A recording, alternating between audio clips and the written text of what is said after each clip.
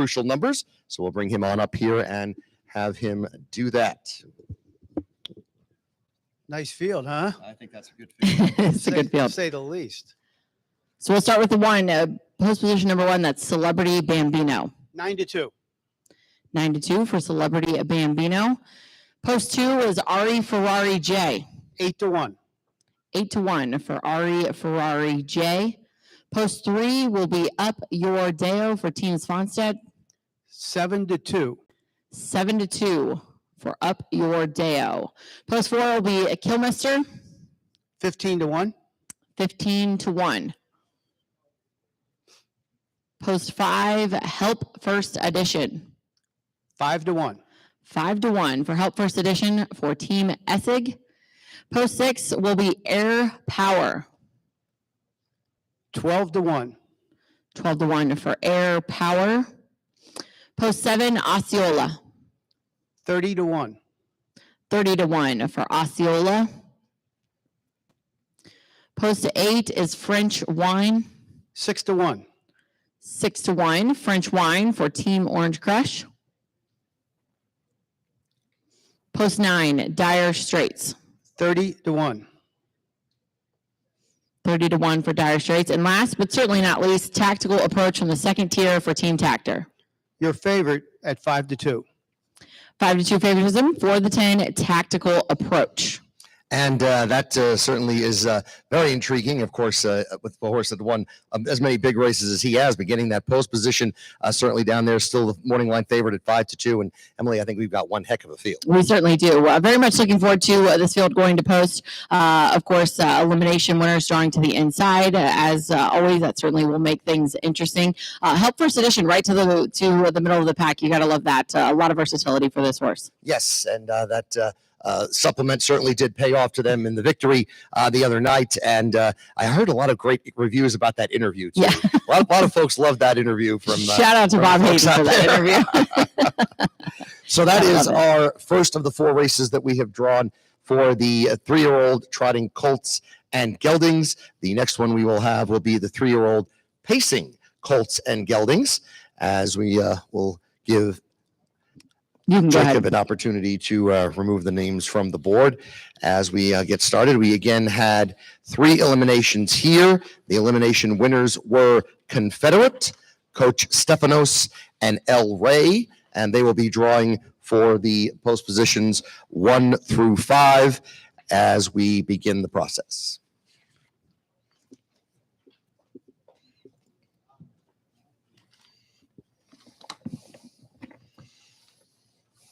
Four.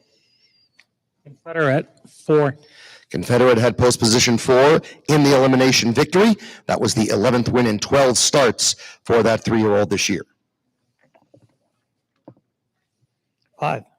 Coach Stefanos, 5. Coach Stefanos, who has done so many great things this season here at Harris-Hoosier Park, was a winner in that elimination and was second to Why Not Now in the Indiana Sire Stakes Super Final back on October 13th. 3. El Rey, 3.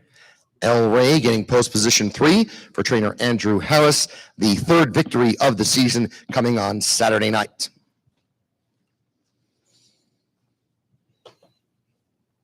And now the remaining names going into the bin for the rest of the draw. 1. Cannibal, 1. Cannibal gets post position 1 with the Nancy Tactor barn. I'm sure very happy about that, having won the Tattersall at the Red Mile and the Bluegrass at the Red Mile. 11 wins in 15 starts this year. That inside post is certainly a very nice benefit for Cannibal. 10. Ammo, 10. Ammo gets post position 10 in the second tier for trainer Joe Holloway. This one was 3rd at big odds in the elimination won by Coach Stefanos. 7. Admiral Hill, 7. Admiral Hill getting post position 7 for trainer Chris Ryder, was 3rd in that elimination on Saturday night, a 5-time winner this year. 8. Command, 8. Command getting post position 8, had an outside post in the elimination as well. Finished 4th in that elimination and draws in as a result of being the 4th place finisher with the highest earnings, and now was a winner at the Red Mile back on September 30th and a runner-up in that Sire Stakes final 2 back. 2. Stockade Sealster 2. Stockade Sealster with post position number 2 for trainer Ian Moore was second behind Confederate in that elimination. The Confederate won, and I thought made a very nice acquittal of himself. 9.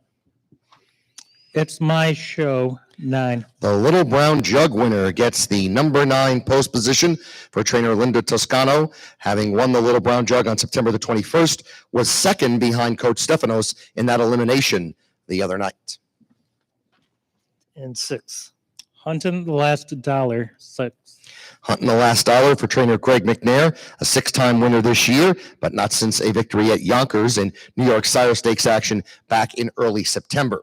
So as we take a look at the board again, the Little Brown Jug winner, Emily, getting post position number 9, certainly a very intriguing development. Yeah, very much so. A little bit of a question mark as far as what they'll decide to do, obviously with that outside post draw, and a decent effort in the elimination, but certainly going to need to put his best foot forward for the final. Yes, and the local horse, Coach Stefanos, getting right there in the middle. As we have mentioned several times here doing this, the winningest post position at this racetrack. And of course, Confederate, who won from post 4 in the elimination, gets the same number in the final. Yeah, I think it's also interesting with Cannibal there to the rail. He's got some quite a bit of front end speed, obviously, as we've seen in a number of starts. So I think he's certainly going to make things interesting there with the inside post draw. This might be one of the most intriguing races of the whole night, given the way the post position draw has transpired. We'll bring Rick Moore back up here, and let's get those odds.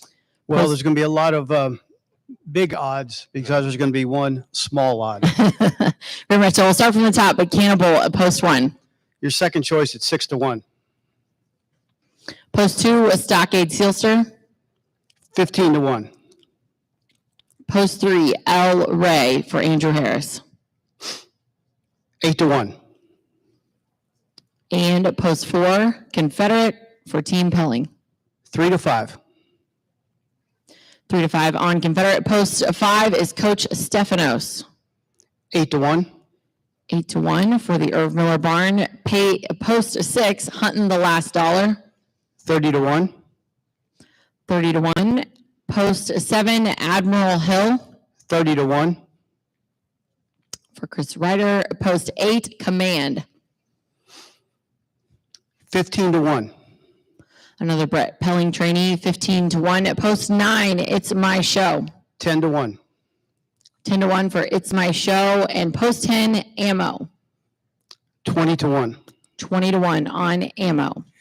So Confederate getting 3 to 5 as favorite here in the 3-year-old pacing colt and gelding final. That is certainly going to be a number. I don't know if we're going to get that on Saturday night, but I must say it is a spectacular field. And it's certainly, as I said, I think one of the most intriguing races of the night. Obviously, like you said, a headlining event, and very much looking forward to the 3-year-old colt pace on Saturday.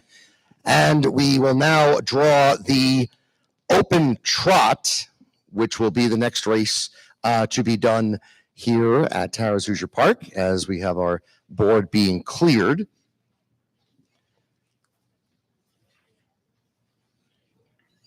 Just take a moment here to get that taken care of, as we do have. Now, there was only one elimination for the Open Trot, which was won by Logan Park, who I was talking earlier. I thought that was a very impressive performance. Very much so. First on Hoosier Park Saturday night. start, and an impressive one at that. Yeah, so Logan Park will be drawing for post position 1 through 5, Logan Park 5. and he gets the 5 right there for trainer Robert Fellows off that most impressive win. 4th win in a row, having won 3 free-for-alls at Woodbine in succession, and is now 3 for 3 in October and 11 for 18 for the year. The remainder of the field being put in, and let us continue the draw. 6. Loved by the Masses 6. Loved by the Masses gets post position 6 That one for trainer Jeff Culliver. 8. Kildare King, 8. Kildare King had an outside post draw in that race on Saturday night, a gelding by a 2014 Hambletonian winner, Trixton. 2. It's Academic, 2. It's Academic, who was the winner of the Caesars Trotting Classic here at Harrah's Hoosier Park in September, gets post position number 2. 1. Delayed Hanover, 1. Delayed Hanover, who was very nice in finishing 4th in the elimination on Saturday at big odds, gets post position number 1 right there on the rail. 9. Alaraj, 1 IT, 9. Post position number 9, the outside post for Alaraj 1 IT, and on the board in post position number 9. 7. Take All Comers, 7. Take all comers. Jim Campbell, trainee, had won at Harrah's Philadelphia with Open Company previously in October. 3. Southwind Tyrion, 3. Southwind Tyrion gets post position number 3, was second behind Logan Park in that elimination on Saturday night. 10. Rattle My Cage, 10. Rattle My Cage will be in the second tier, post position number 10. And one more left to go. The 4. Pretender, 4. Post position 4 for Pretender, the Nancy Tactor trainee, and Scott Zeron drove that one on Saturday night, a 4-year-old by Muscle Hill. Another interesting draw, Michael. It's Academic, very impressive in his last start, and draws to the inside here. Yes, and it's Academic, the winner of the Caesars Trotting Classic, and Take All Comers, who was the runner-up in the Caesars Trotting Classic, both a part of this field, and the winner of the race on Saturday night, Logan Park, getting put right in the middle in post position 5. So that will certainly be a very intriguing open trot final coming up on Saturday night. I thought that Southwind Tyrion did a really good job on Saturday night as well. Held on very gamely for second after Logan Park went on to take over. Yeah, very much so. And, a few of the horses that I thought certainly mix things up. You talked about Delayed Hanover off the rail. That's going to be interesting. He could be in line for a nice ground saving trip there. Could factor at price. And, of course, we'll get to the morning line odds. But that certainly makes things interesting. And Logan Park on the front in the elimination, Yeah, I thought was a very sharp effort. So would not be surprised to see him use similar tactics. I love that position for him, Logan Park, in the number 5 post position. Having won 4 in a row now, really is in top form for trainer Robert Fellows. As I said, 11 victories already this year. Yeah, and Al Raja one drawing to the outside. That's certainly going to mix things up as well. Yes. As we bring Rick Moore back up here to contribute the odds for the open trot. Start from the rail out. Delayed Hanover, 20-1. 20-1 for Delayed Hanover. For trainer Kevin McDermott. To post 2, it's Academic for Team Burke. 6-1. 6-1 on It's Academic. Post 3, Southwind Tyrion. 5-2. 5-2 for Team Svanstedt. Post 4, Pretender. 20-1. 20-1 on Pretender for Team Tactor. Post 5, Logan Park. 7-2. 7-2 for the elimination winner for trainer Robert Fellows. Post 6, Loved by the Masses. 30-1. 30-1 on Loved by the Masses for Team Cullifer. Post 7, Take All Comers. 12-1. 12-1 for Take All Comers and trainer Jim Campbell. Post 8, Kildare King. 30-1. 30-1 on Kildare King for trainer Chris Beaver. Post 9, Al Raja 1. Your favorite at 8-5. 8-5 on Al Raja 1 and Team Svanstedt. Post 10, Rattle My Cage. 20-1. 20-1 on Rattle My Cage. And Rick, before you go, let me just ask one quick question of you. Did the fact that Al Raja 1 drew the outside post affect his odds at all? Absolutely. I had him 6-5 right before the post positions came out. and I had Southwind Tyrion at 7-2. Took him down to 5-2, and I also took Logan Park down from 4-1 to 7-2. Okay. Yes, that does make a big difference in the odds as far as Al Rajah 1 getting the outside post. And I do like that price on Logan Park again. I will say so. That will be a very intriguing open trot, given the way the post position draw fell. Again, horses that have done well here in the past at Harrah's Hoosier Park taking part in this race. So we are looking forward to that. And we have one more race to draw here for our fourth and final race that we are going to have on Saturday night as part of these finals, and that will be the open pace. And the winners of the eliminations were Tattoo Artist and By the Missile, and those will be drawn for post positions 1 through 5. Is that correct? Correct. That's right. You got to shuffle those up. You got to, Correct. back and forth. You got to shuffle those up. There we go. 2.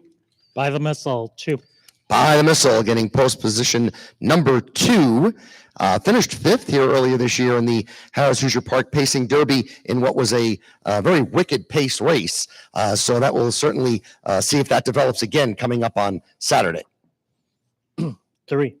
Tattoo Artist, 3. Tattoo Artist for trainer Ian Moore, having won now 7 in a row, having won the Canadian Derby up at Woodbine in September, the Ewart Memorial at Scioto, and the Dayton Derby at the end of September, and then was the winner in the elimination on Saturday night. Tattoo Artist, who was 2-5 on the morning line Saturday night. I've got a pretty good hunch that we might be looking at the favorite there. So we'll draw the rest of the names now for the open pace final. 10. Allywag Hanover, 10. Allywag Hanover, who was the winner of the Hoosier Park Pacing Derby here at Harrah's Hoosier Park back in September, has had 3 starts since, and the second place finish in the elimination Saturday is the best result of those 3. 8. A Buckabet Hanover. A Buckabet Hanover gets post position 5 for trainer Andrew Harris. This horse has plenty of experience at Harrah's Hoosier Park, was 3rd behind Ponda Warrior in the Dan Patch earlier this year. 7. Tarazi, 7. Tarazi getting post position 7 for trainer Tony Alanya, was 4th in the elimination, won a elimination for the Dayton Derby, and then was 2nd in the Alaraj at the Red Mile on October 8th. 4. Ponda Warrior, 4. Ponda Warrior, post position 4 from the J. Hochstetler barn, was the winner of the Dan Patch at odds of 17-1 earlier this season, and has been in with all of the top horses here this year, and will certainly be looking to acquit himself well Saturday. 1.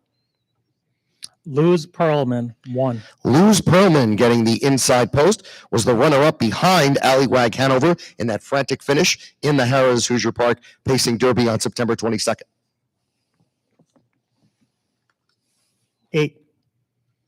Line Drive Hanover, 8. Line Drive Hanover getting post position 8. This one was 3rd in a free-for-all at Woodbine and was 3rd in the elimination, the 2 most recent best performances. 9. Chase H. Hanover, 9. Chase H. Hanover getting post position 9 from the Virgil Morgan Jr. barn, had a win and back-to-back seconds in 3 consecutive starts in Ohio prior to the elimination on Saturday. And 6.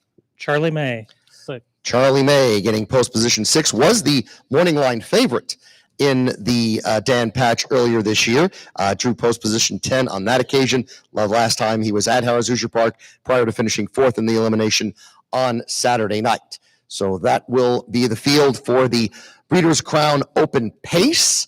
As we take a look at the board, top to bottom, Ponda Warrior sitting there in post 4, a horse we all know very well here at Harrah's Hoosier Park. Tattoo Artist right to the inside, and a former jug winner and By the Missile in there as well. Yeah, and then you've got Allywag Hanover from post position number 10. I think that will certainly make things interesting, along with Luz Perlman, who certainly has some speed off the rail. Yes, Luz Perlman has had some very good races here at Harrah's Hoosier Park. Getting that inside post certainly will be interesting. And as you mentioned, Alleywag right behind that one. It's going to be interesting to see how they handle that from the second tier. So that is the field for the open pace, as we will once again get the odds for the morning line from Rick Moore, as he is making his way up here for the fourth time this evening. All right. We'll start from the top. Lewis Pearlman for Team Burke. 20-1. 20-1 on Lewis Pearlman. Post 2, By the Missile, also for Team Burke. 3-1. 3-1 on By the Missile. Post 3, Tattoo Artist. Your favorite, even money. Even money for Tattoo Artist and Dr. Ian Moore. Post 4 is Ponda Warrior for Team Hostetler. 12-1. 12-1 on Ponda Warrior. Post 5, a Buckabet Hanover. 20-1. 20-1 for a Buckabet Hanover and trainer Andrew Harris. Post 6, Charlie May. 10-1. 10-1 for Charlie May and trainer Steve Carter. Post 7, Tarasi. 12-1. 12-1 on Tarasi for Team Alanya. Post 8, Line Drive Hanover. 20-1. 20-1 on Line Drive Hanover. Post 9, Chase H Hanover. 30-1. 30-1 on Chase H Hanover for Virgil Morgan Jr. And post 10, Alleywag Hanover. 6-1. 6-1 on Alleywag Hanover. And so that is a look at the odds for the open pace of the Breeders' Crown coming up here on Saturday night.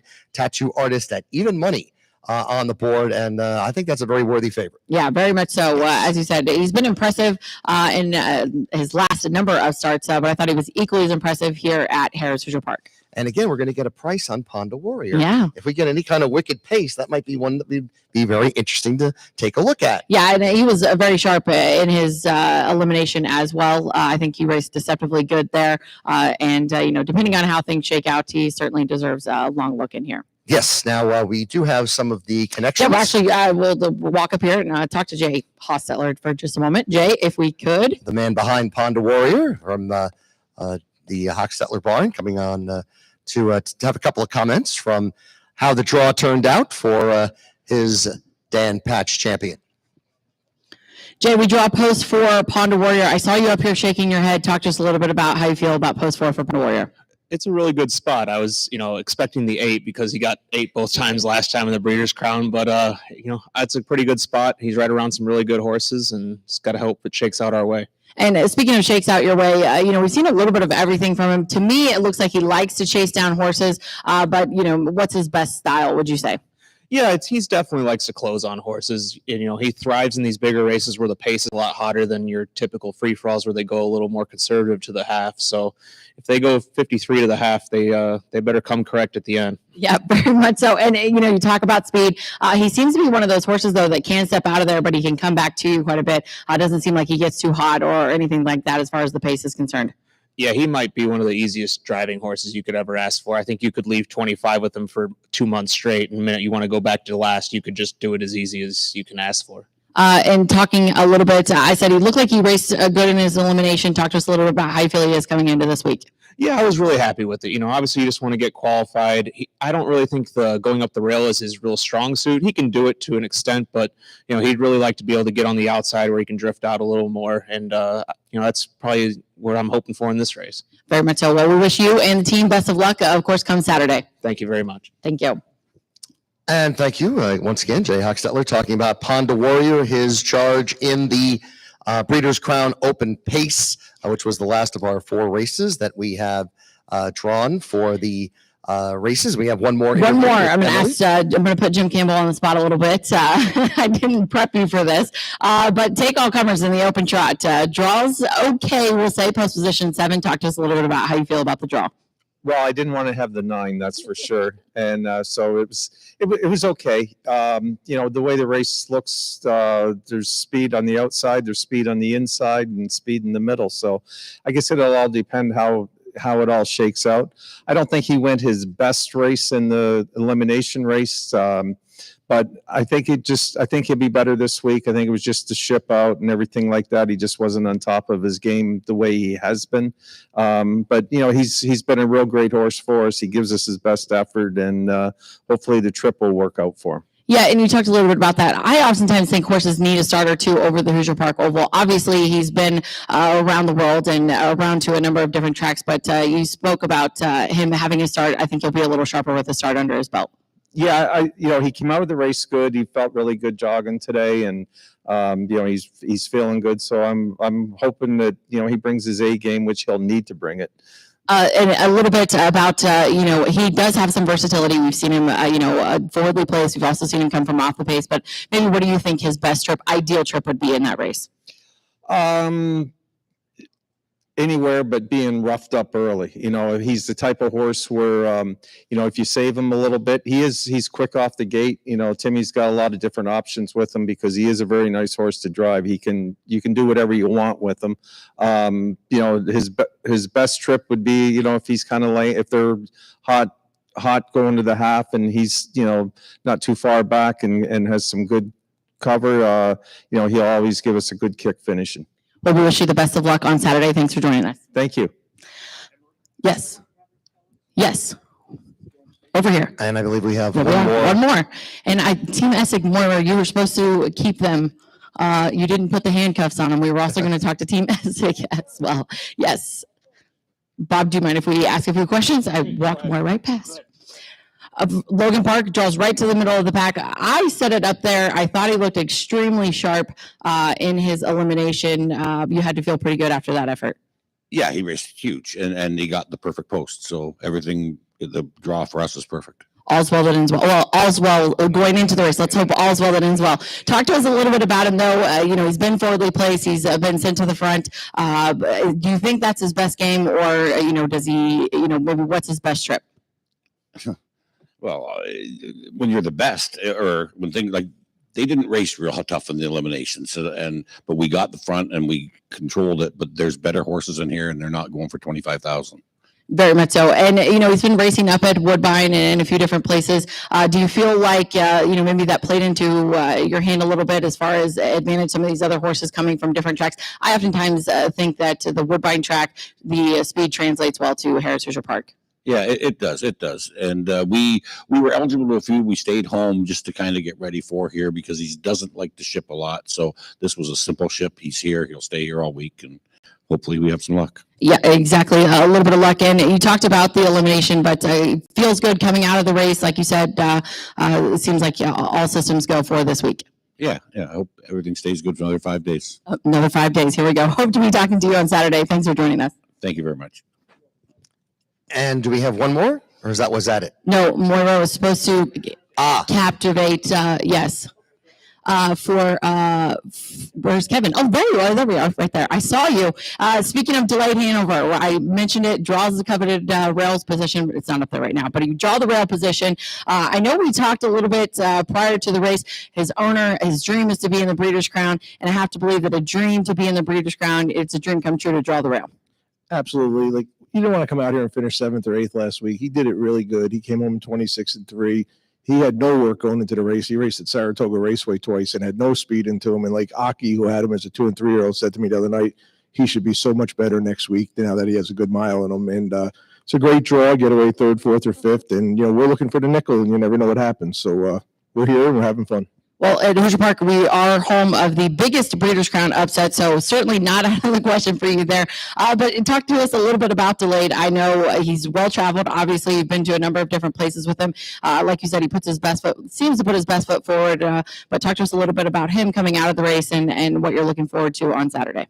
Well, he's strictly a big track horse. Like, we race him on a small track, but like a Plain Ridge, he made a break, and he takes himself in the turns. And the stretch here is just all for him. And I expect big things out of him Saturday night. I know there's 2 or 3 in there that are great horses, but like I said, you never know. We might pick up some of the pieces late. Certainly so. And like I said, wish you the best of luck on Saturday as well. And we want to thank all the connections who are here with us this afternoon to conduct the draw. And thank you for stepping up to the microphone. We also want to thank our racing officials who have helped us with the draw this afternoon. Emily, as you make your way back up here, do we have any final thoughts before we say that we are done for the day? Final thoughts. Of course, tickets are still on sale for Friday's event. So those of you that are involved in the race, of course, you'll make your reservations. But if you have any folks that want to come out and, of course, enjoy the races, watch your horses, we encourage you to get your tickets for both Friday and Saturday. Plenty of great ticket options available on Ticketmaster, so you can pick those up on Ticketmaster. For the folks that are joining us in-house that have horses racing in the race, we want to invite you back out on Thursday. We've got a horseman's welcome reception. We're going to have some nice offerings for you there. We'll have Cook and Bell on the stage. Yes. So hopefully it'll be a fun, nice little event. The Indiana Standardbred Association, Indiana Breed Development have put together some really nice packages for those folks. So we want you to come out, enjoy yourselves, and of course, kick off a great Breeders' Crown weekend. And additionally, so I don't want to sound like a recording up here, but Wednesday, we've also got our annual Fright Night at the races. Yes. It's a super fun event. We'll have a horse costume contest. We'll have some free pumpkins, food trucks, and the likes. It's a really fun event. So if you know some folks in the area, I want to invite you to come out and enjoy it with us. But in true Hoosier Park fashion, Breeders' Crown is a week-long festivities here, and we so hope that you'll join us for these events and enjoy your time while you're here.